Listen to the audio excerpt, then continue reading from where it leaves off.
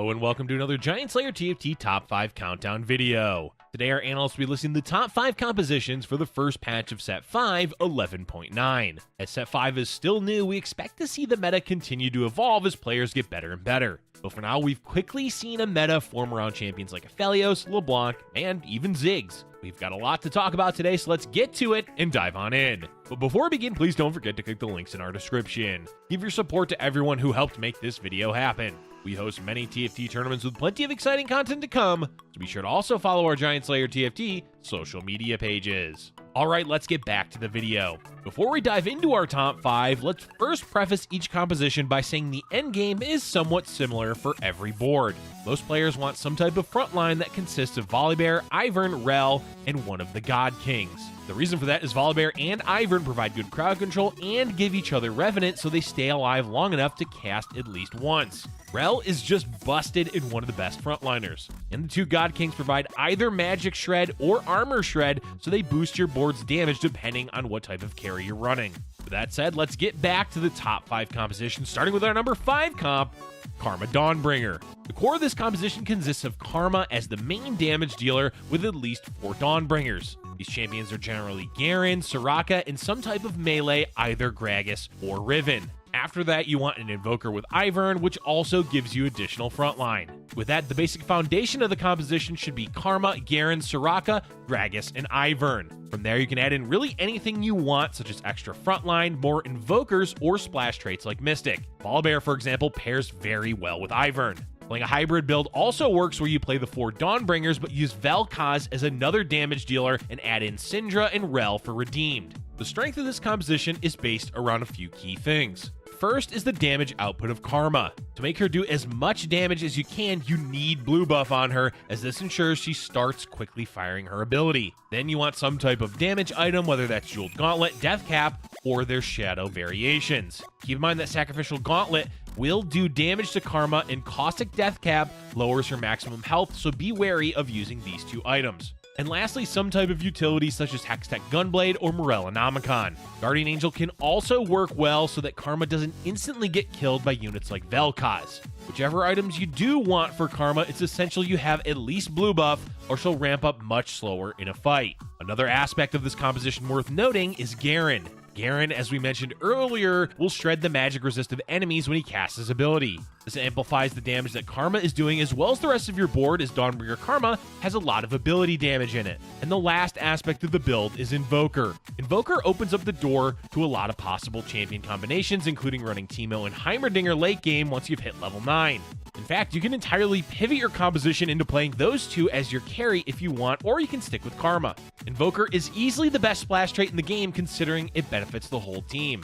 And that's it for Karma Dawnbringer. It's one of the top meta compositions right now as it transitions easily from the early game using Ziggs, Lissandra, or LeBlanc as item carries for Karma. Dawnbreaker and Invoker make for a strong mid-game, and the board transitions nicely into late-game units like Garen and Ivern. The only major downside is how contested a lot of the champions are, so 2-starring the 4 and 5 cost units may be difficult. Let's move on to the next composition, coming in at number 4, Redeemed VEL'KOZ. We have another ability power focused composition next with VEL'KOZ as the star of the show. Redeemed has a lot of great champions in it, and the trait itself is quite useful as it boosts the defensive stats of every champion as well as their ability power. And when any redeemed champion dies, those stats get split to the other units. It's like a souped up version of Dark Stars from Set 3. As for the core champions, well, that can be played multiple ways. Of course, the foundation of the build is VEL'KOZ as the primary carry, but you can either play 6 redeemed or 3, it really just depends on what you're hitting. But for now, let's focus on 6 redeemed variation as it's the most common.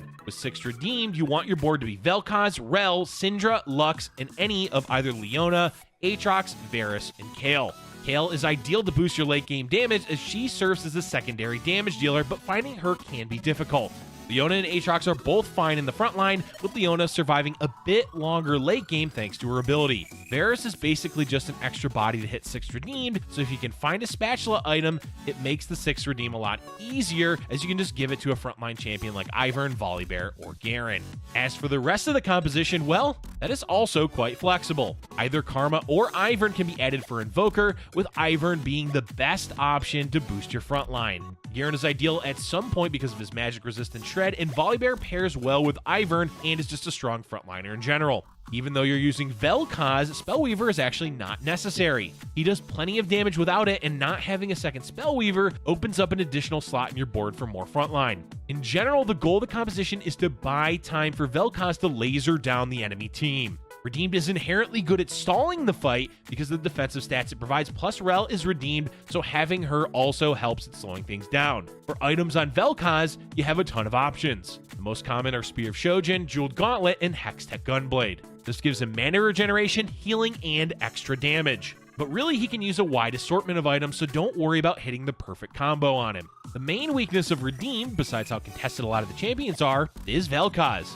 VEL'KOZ can, simply put, troll you with his targeting. It's not uncommon for him to laser only a few units or get stuck on a champion that's being revived, whether from Guardian Angel or Revenant. The lack of consistency hurts VEL'KOZ a lot, but as we said, Redeemed is all about stalling out the fight, so VEL'KOZ has plenty of opportunities to wipe the enemy board. Up next, we have Hellion/Fast 9 as the number 3 composition. Fast 9 in general is a playstyle all on its own where you get to 9 and play a bunch of 5-cost champions. But it also happens more often when running Hellions, as Hellions are the best potential early and mid game compared to most other boards. There's a few ways you can go about playing Hellions, but the core of the composition is all about Ziggs. Ziggs is, how should we put this, kinda overpowered. At least for a 1-cost champion, as his stats are a bit much. Damage aside, the main contributor to Ziggs being really strong is his base attack speed, which is 0.85. That may not seem like a significant number, but in general, most champions are somewhere between 0.6 and 0.7, maybe a little bit higher. So having 0.85 baseline is insanely high, while also getting more attack speed from Hellion leads to Ziggs being all around the best item holder early game. One of the best ways to utilize Ziggs during the early and mid game is with Static Shiv, either with the regular version or the Shadow version. Shiv will shred the enemy magic resist by 70%, which also goes well with Ziggs throwing his bomb, as well as the rest of the Hellions as they mostly do magic damage. But Ziggs can practically use any items, making him an ideal item holder, even for APHELIOS. Alongside Ziggs, you want at least 4 other Hellions, which can be Kled, Poppy, Kennen, and Lulu. There's a lot of variation here as you can run just 3, but mid-game generally revolves around 5 of the trait. You can either slow roll to hit Ziggs 3 or play normally and aim for a fast level 9. Once you hit level 9, you can sell Ziggs and give his items to either Teemo or Heimerdinger. And that's where the Hellions really shine, it's their flexibility. Since they have such a strong presence early game, they transition well into the mid and late game, so you can play anything you want off of that advantage that they'll provide. Rolling to 3-star your Hellions is common and also leads to level 9. However you wish to play Hellions, keep in mind the star is Ziggs, so make sure you're at least 2-starring him if you want to pursue the comp. Moving along to the number 2 composition, we have LeBlanc. LeBlanc quickly rose to fame near the end of the PBE, but didn't quite catch on right away when Set 5 released. But now we've seen several players climb rank by only playing LeBlanc, so it's clear that this composition is quite good. The core of the build revolves around LeBlanc's interaction with Dark Blue buff. Once she dips below 60% health, the mana returned by Dark Blue buff increased to 50. This means that as long as LeBlanc stays below 60% health, she will consistently spam her ability. And her ability not only does good damage, it also stuns, so she essentially perma-stuns whichever champions she's targeting. The other essential item for LeBlanc is Guardian Angel, as it will prevent her from getting one-shot. So to play this composition effectively, you do need somewhat specific items, but even just a regular blue buff, you can still place well with LeBlanc. It just won't be quite as good as the ideal version. As for that last item slot, well, you really don't need anything and can focus on items elsewhere, but Infinity Edge and Archangels are both top tier choices if you want to increase LeBlanc's damage. As for the composition itself, the core of the build is going to be LeBlanc and 4 Assassins with 3 Revenant. Your board should consist of LeBlanc, Nocturne, Diana, Viego, with Ivern and Volibear as your frontline Revenants. From there, you have 2 options. You can either play Coven or 6 Assassin. There's other variations as well, but those 2 are the most common. Keep in mind that you'll be running Coven throughout the early and mid game. You only make a transition to 6 Assassin once you've hit Viego and Volibear, assuming you want to transition into that. Coven becomes less and less useful the later the game goes, but Morgana does bring additional crowd control to your board, and boosting the mana and damage of LeBlanc as a Coven leader never hurts. so it's really up to you whether or not you want to keep Coven past stage 5 or not. Lastly, you can always stay level 7 and roll for LeBlanc 3. It's an alright choice if you're finding a lot of LeBlancs, but leveling is usually a more consistent choice. The reason is that LeBlanc doesn't really scale all that well as a 3-star champion, so it's not a major win condition to build a 3-star version of her. But it is doable if no one's contesting it and you're in a position to slow roll during stage 4. And the number 1 composition for patch 11.9 is APHELIOS. For anyone climbing ranked, this shouldn't be much of a surprise as APHELIOS is the king of the meta currently. His damage output on top of survivability with Nightbringer is quite good. The core of any APHELIOS composition is of course APHELIOS, but also at least 3 other Nightbringers and 1 Ranger. The Nightbringers can be a wide assortment of champions, but the 3 best to pair with APHELIOS are Darius, Lee Sin, and Morgana. Sejuani and Diana are also playable and can replace Lee Sin. Darius is essential for the late game as you want his armor shred to help boost APHELIOS' damage.